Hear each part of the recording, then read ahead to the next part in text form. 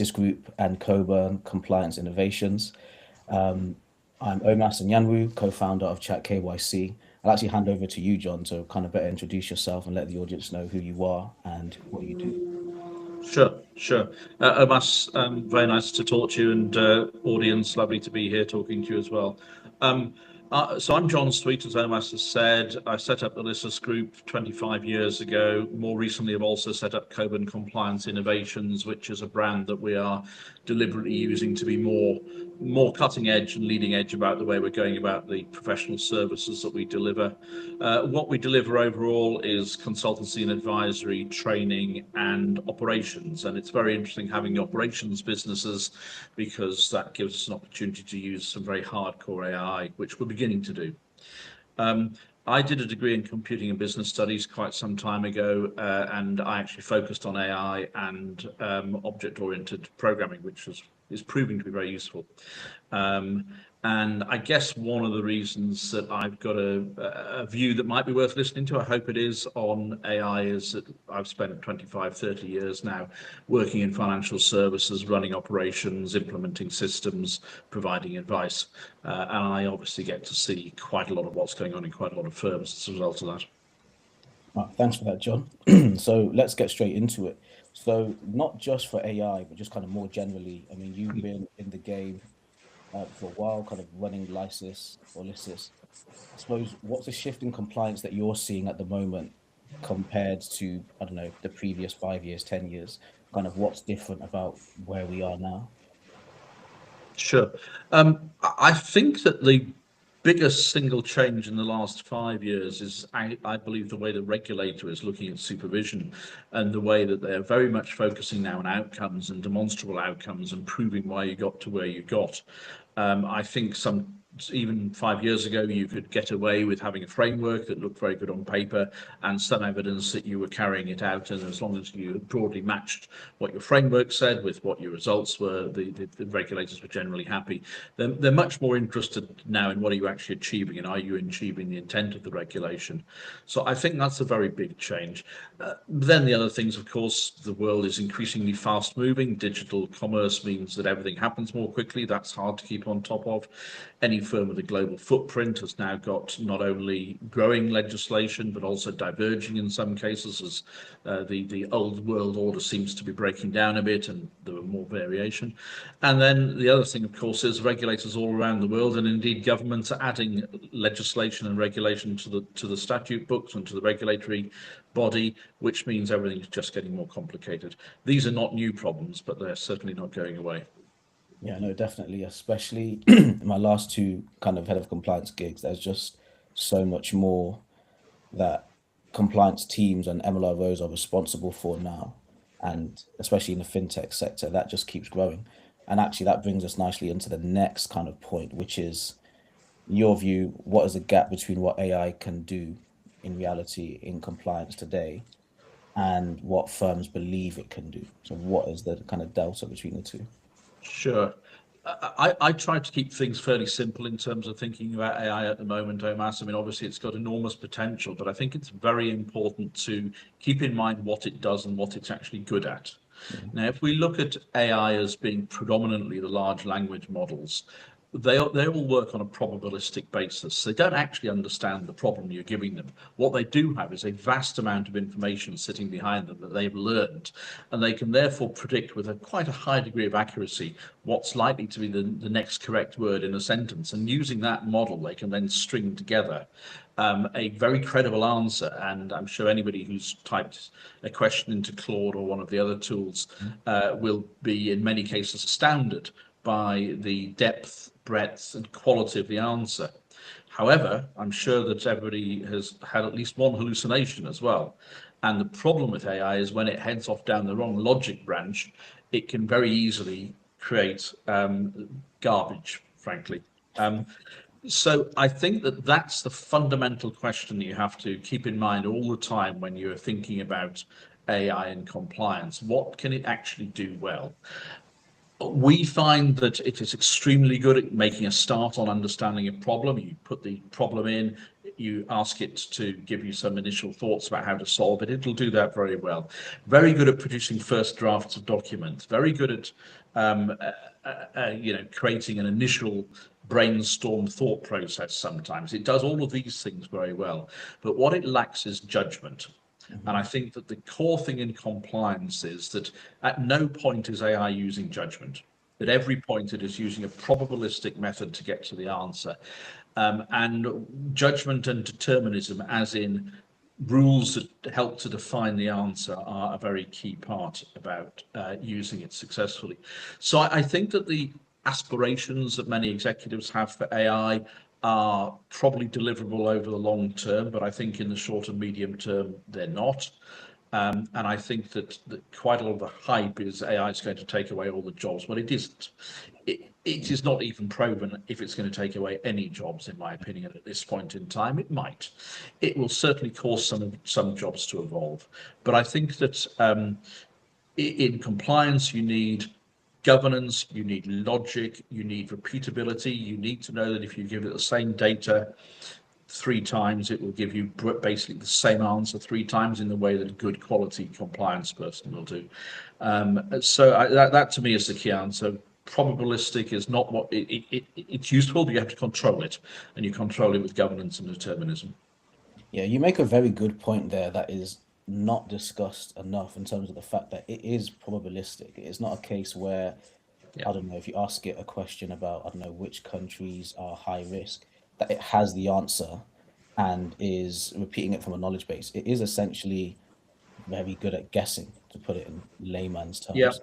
And Yeah. ultimately, from a judgment perspective, especially for the head of compliance MLRO roles, I mean, I don't see a situation where, even with how advanced agentic technology gets, where a regulator would be comfortable with you saying you have a agentic head of compliance, or even an agentic analyst, where everything is done purely through AI, no human oversight, no human in the loop.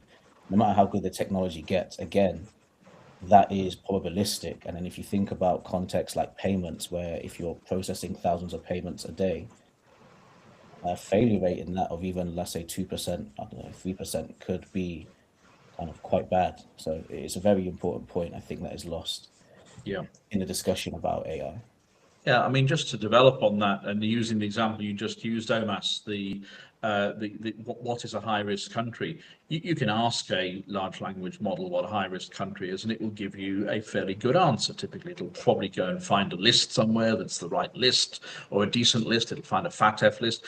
Now, if you, however, start to put some guardrails around it, and so, for example, you say to it, using data that you can find on the FATF website, tell me what a high-risk country is, and only use that data, don't use anything else, it will give you a better list, because it will Yeah, probably almost certainly go and source the FATF list. If you actually give it your own list and say, here is my list of high-risk countries, only use this list, do not use anything else, it will just use your list. And yeah. this is the whole point about using deterministic logic to make the systems work more effectively, to make the AI work more effectively. No, spot on. And I guess for you, how have you found AI has changed how you work as a compliance professional, even across LISIS? How has AI Yeah. impacted either positively or negatively how you work? Sure. Well, we do two main things, three main things, as I said earlier on: consulting and advisory. AI is extremely useful there for getting going. It's also extremely useful for ensuring that we haven't forgotten something. One of the good things about AI is it's bigger and faster and uglier than a typical human brain, and so it will help you to identify the things that you just forgot to include. I would never wish to send a document to a client that had been generated by AI and hadn't been gone through with a fine-tooth comb.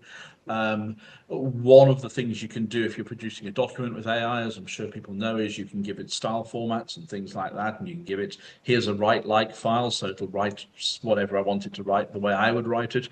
These are all very good, but they're also a bit dangerous, because if you get your AI to produce a beautifully formatted document, then actually it's probably going to be a document that includes some errors. So most of the time what we do is we get it to produce raw format text, and we format it ourselves, and as part of the formatting it forces you to read every single word. We also never produce anything that's only come from AI. We use it, but there's always an expert who goes through it, and they take final responsibility for whatever's produced. If you are citing regulations, you need to go and make sure those regulations actually exist. I'm sure we all have heard of the barrister who unfortunately put a case in front of a judge that her AI had just made up, and she lost her job. Yeah, So I think in the consultancy space, it's extremely useful, but you have to be very careful with what you're doing with it. And we use it to speed things up, and that's the only thing we use it for. I think in training, that's a really fascinating space, because there's some really quite cool tools out there that allow you to create avatars that will deliver training material. We've got 3 months worth of training materials stacked up that we've used over the last 15 years. Using AI to bring it up to date and then to bring it alive with avatars is something that we've started to look at. Again, you have to be completely clear that you have to take personal responsibility for all of the content, but the avatars and those things are things, it's more interesting to have an avatar telling you something than to have to read a PowerPoint, for example. So I think that's another space. The really interesting space, and I think probably longer term, the space where we're going to have real power from an operational perspective, is running operational processes. But that's also by far the most difficult. So I think Claude recently, Anthropic released a KYC data gathering agent. We've taken a bit of a look at it. It's pretty decent as far as it goes, but it only solves a bit of the problem, and it doesn't do analysis it properly. It doesn't do any of those things. It's broadly not intended to. So I think that from an operational perspective, I can see that some functions are we're beginning to make some progress with AI operationalizing some of them, but others, and anything that involves judgment, is still a long way down the track. yeah, no, I agree. And what you said there about referencing super important. The way I see AI, and even here at Chat KYC, maybe not popular for the big tech guys to say this is human-centric AI. So Yes. ultimately, I just see this as something that multiplies human capacity, maybe takes some pressure off of already strained resources.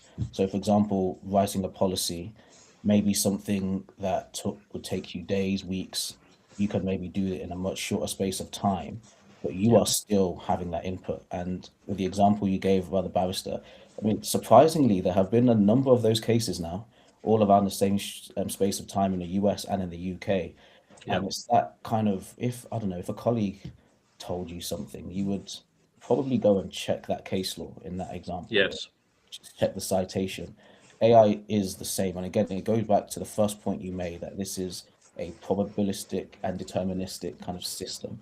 Do not take it as gospel, so to speak.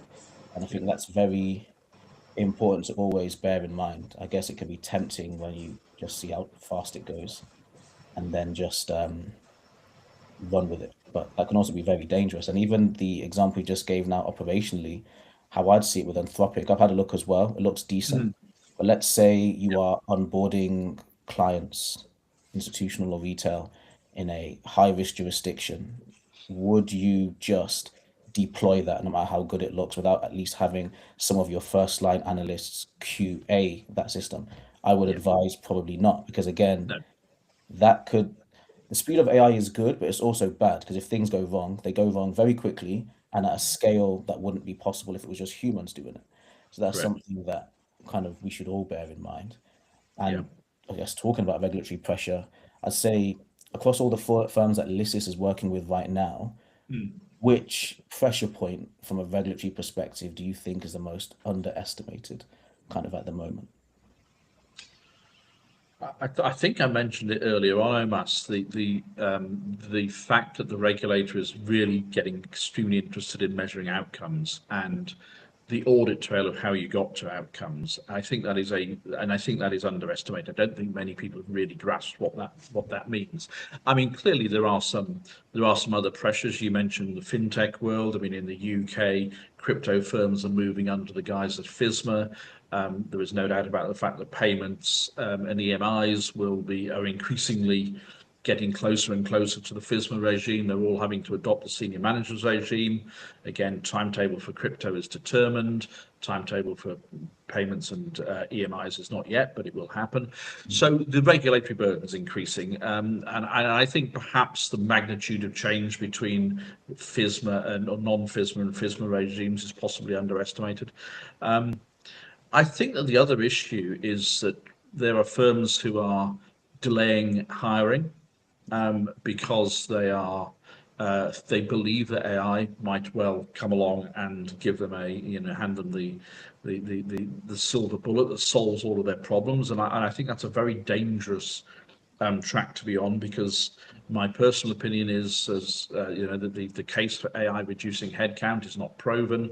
I think the understanding of how to use AI in compliance, regulatory compliance, which has to be right, is not, that case is not at all well made yet. It is not properly understood.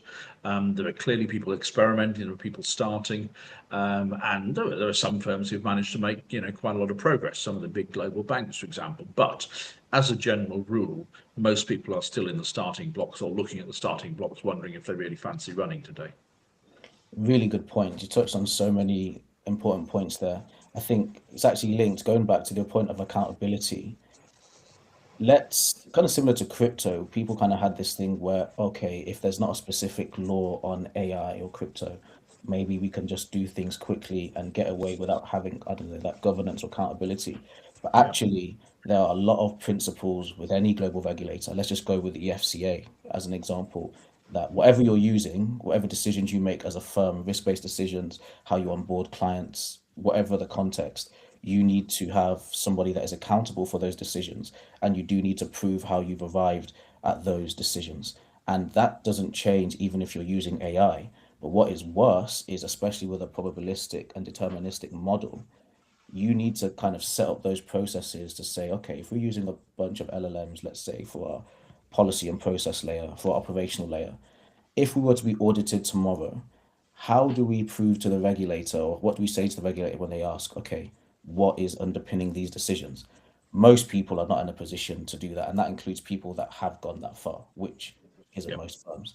And that's something that we're seeing at Chat KYC, and why we do a lot of kind of context, both in terms of how the platform is designed, and also with the training course we want to do, is that ultimately, however you do this stuff, someone has to be accountable, whether it's a head of compliance, head of risk, eventually the firm. If you get fined, I don't know, 50 million, you can't blame Anthropic or OpenAI or Gemini, whoever you're doing. You made that decision, you are accountable, you are regulated under the FCA regulations.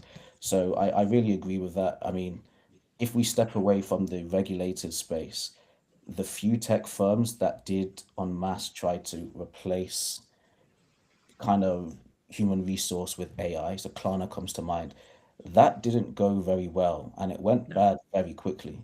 So these are place spaces that aren't necessarily regulated in the same way a bank would be or a fintech would be.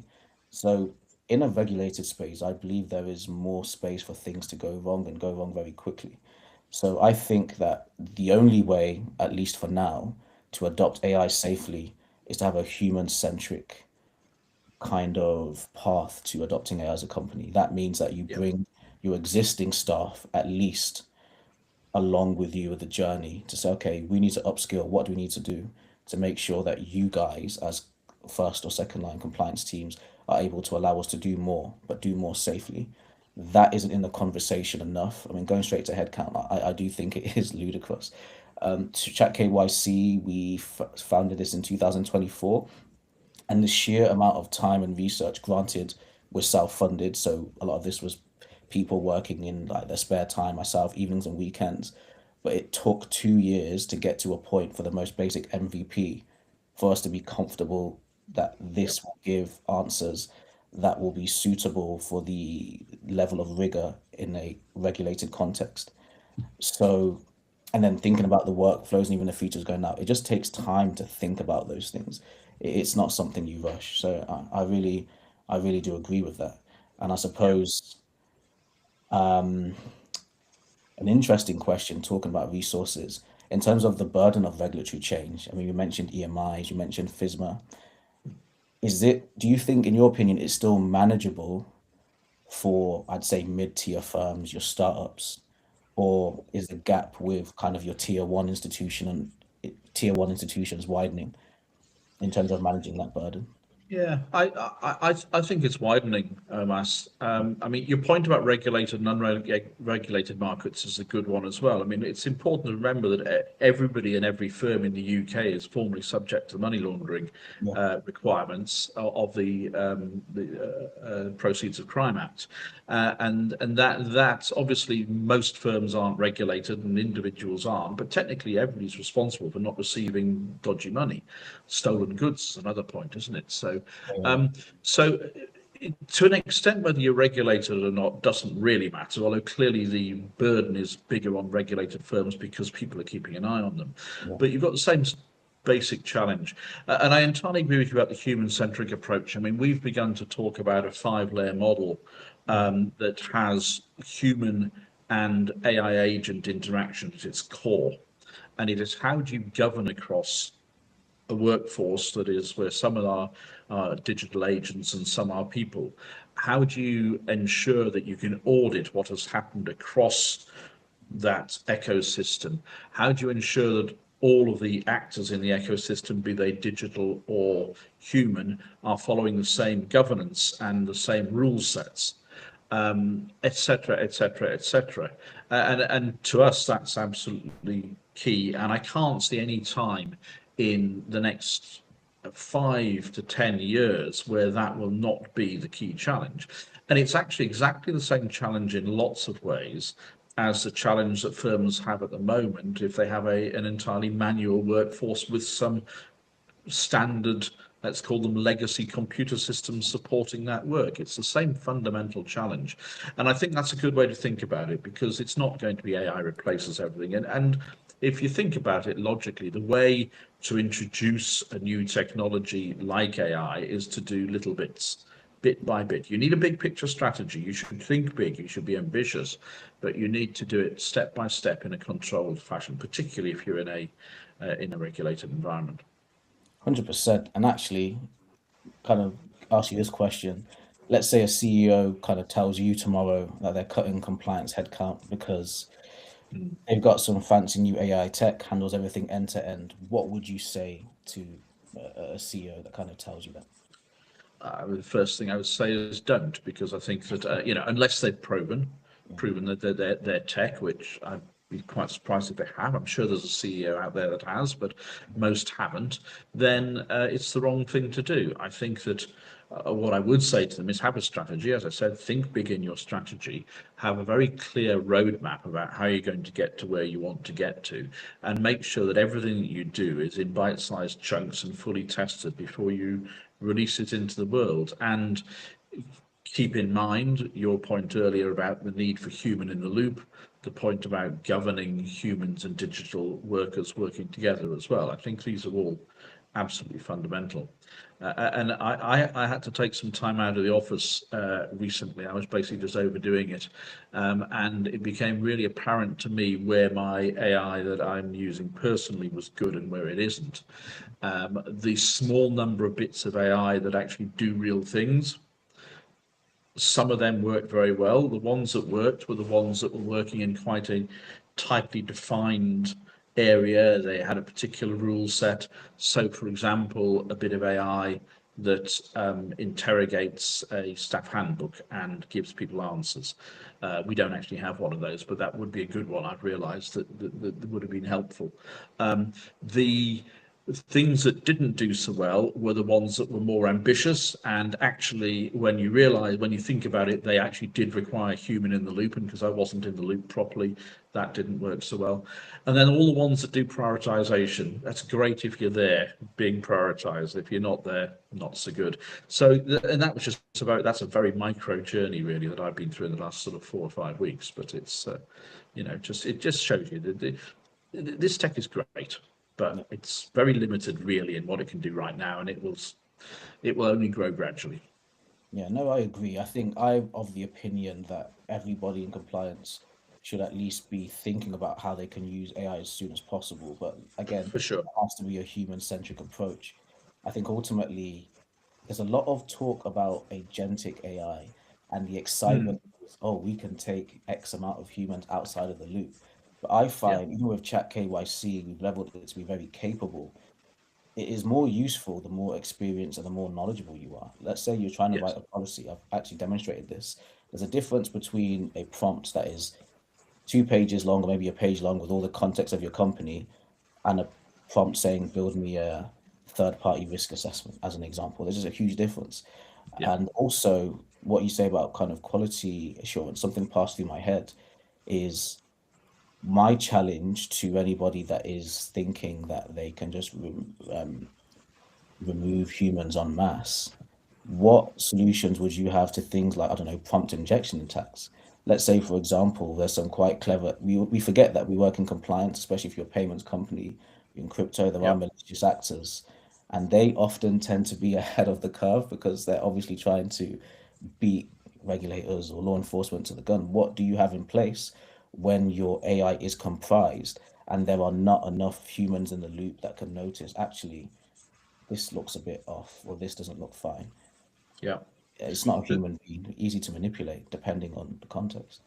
No, no, totally. There was a very interesting article I found on LinkedIn a week or so ago, and I can't remember who it was. I'm sorry if you happen to be listening, but the guy made a very interesting point as well, which is at the moment we're in a world where big tech firms are trying to get us to adopt AI, so they're not charging very much for the use of tokens and so on. What happens if that changes? And Yeah. we've already got rid of all the people who used to know how to do it, and suddenly our AI costs far more than the humans used to cost. How does that work? And I think that's a really interesting point, and it might never go that way, but what happens if it does? No, it's a really good point. But on that point, John, it's been a pleasure. Great speaking to you. And thanks all for tuning in. I'll see you all next time. Cheers, John. Thank you very much. Bye.